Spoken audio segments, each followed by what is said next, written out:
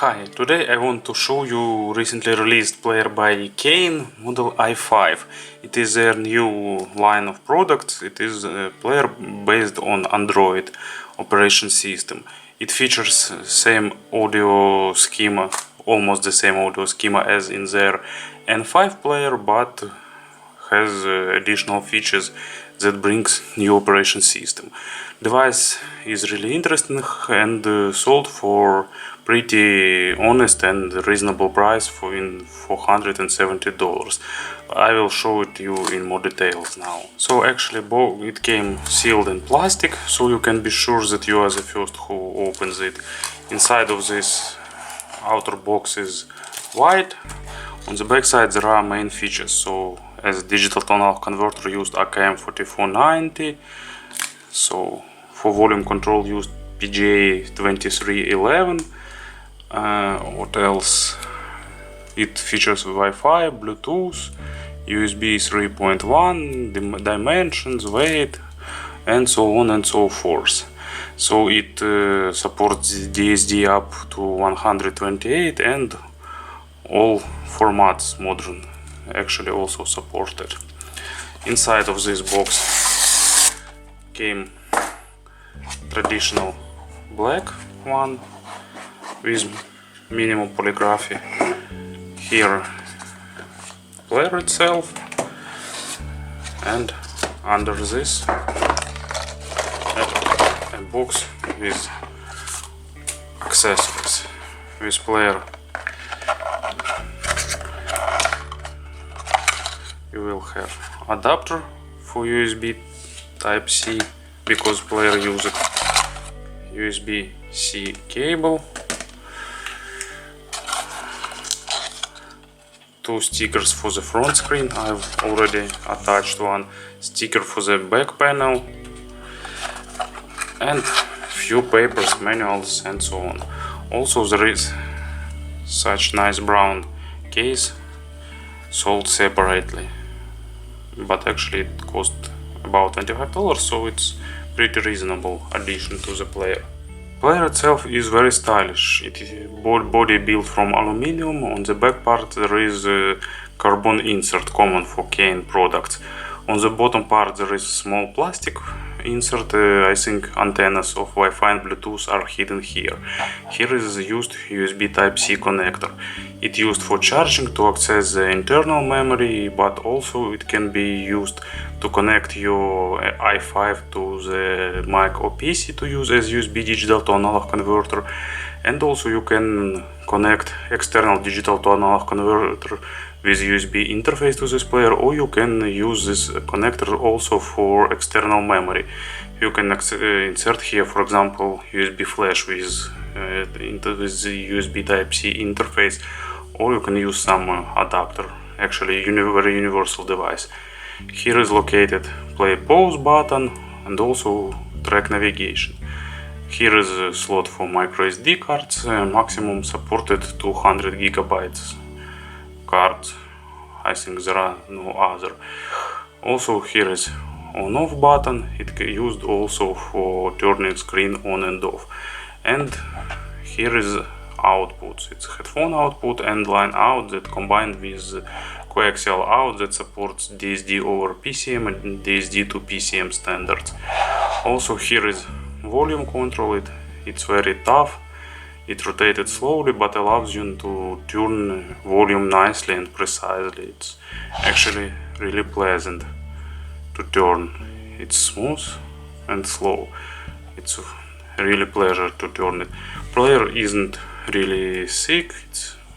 It's pretty compact, but has 4-inch screen with a nice resolution, with good viewing angles that is visible on the bright sun. On the bottom there is home button. Actually its weight about 200 grams. So here is comparison with Cayin i5. i5 is a bit shorter, has same width and a bit thicker. So and has different color, a bit different color, but it's fit in pocket pretty nicely, so it remains pretty portable device. Player used Android 4.4. It's not new, of course, but it's okay for the player with heavily customized firmware. Actually, it has this nice turn-off effect that I like. Custom lock screen and so on. Actually, main screen. Here is main screen. It shows internal memory. There are 32 gigabytes. It is a separate memory because there are 4 gigabytes of memory for system and applications. SD card, Dropbox integration in the main menu, access to LAN with connected devices, and if you connect USB flash, it will be here listed. So you can see browse by folders, by albums, by artist, by genre, or by separate tracks. As you can see, there are all the covers displayed. Also, there is sub-menu called list. There is favorite, frequently played, recently played, and custom playlist that you can create. Here you can access typical Android controls: Wi-Fi, Bluetooth, gain settings, USB mode, idle shutdown, and scheduled power off. Also, there are brightness adjustment and screen on-off time. Also, there is sub-menu where you can log in with your account, separate that you can create for this player. Access to third-party applications Android are hidden here. Scan music, equalizer, sleep timer, and so on. Actually, firmware is pretty nice and pretty fast. There is only 1 gigabyte of RAM, but actually it's more than enough. Player controlled smoothly and doesn't have any issues. Play screen is logical, normal. You can see lyrics if they're present. Also, there is these indicators pretty nicely. Here you can access to equalizer, add these tracks to playlist and favorites, delete it from device, see its properties, select play order, everything that is necessary for nice controls. Actually, player's interface is pretty smooth and nice and logical. Actually, it's very nice and fun to use device. Battery is 4800 milliamperes per hour, and it gives about 11 hours of work. Actually, if you just turn on music and will start listening it's be about 10 hours. For me it became 10 hours and 40 minutes, but when screen is on and Wi-Fi is on, battery is reduced pretty noticeably and quickly. So if you want this battery time to be bigger, just avoid using screen too much. It takes about 4.5 hours to charge battery completely using 2 ampere charging adapter from iPad. So actually battery life is pretty nice for such feature-packed and extensively used battery device. And of course about the sound. i5 use similar chips as N5, but it's making a step forward in sound quality. Actually it has a bit more natural and bit less harsh treble and a bit deeper going bass.